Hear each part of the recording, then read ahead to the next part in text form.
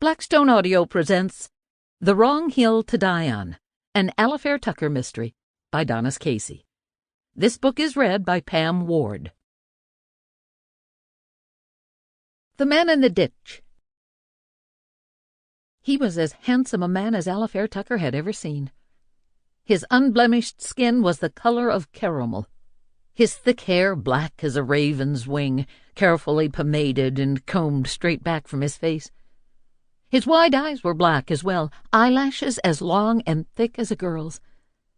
His lips were parted just enough for Alafair to see the tips of his teeth.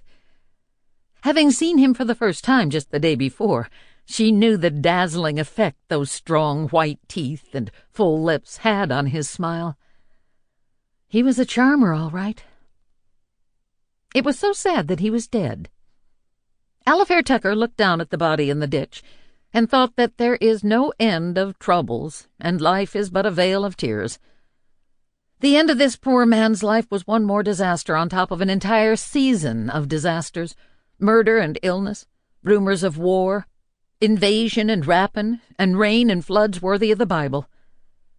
She had been glad to see the back of 1915, but thus far 1916 was not shaping up to be any better.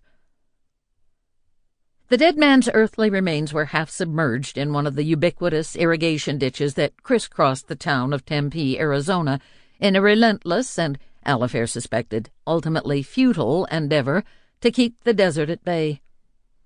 Perhaps he had drowned. How ironic that would be. The irrigation canals probably made sense in a place where it seldom rained, but Alafair's thought when she had first seen the crisscross of open, water-filled ditches running through the neighborhoods rife with playing children was that here was a tragedy waiting to happen. Not a year passed without news of at least one child drowning in some convenient body of water. The occasional adult as well. She could imagine the last moments of the dead man's life, stumbling down an unfamiliar street in the dark. Did he trip on a stone or walk straight into the canal in the blackness of the night? Was he knocked out?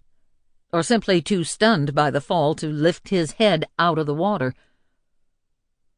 The only problem with that proposition was that he was face up in a ditch that contained not more than 6 inches of water. He looked thoughtful, staring at nothing, as though he had been pondering his mortality as he died. He was dressed in a black charro outfit, short jacket, flared trousers studded with silver conchos down the outer seam of each leg, and a gaudy red scarf tied in a bow around his neck. The Blackstone... Sample complete. Ready to continue?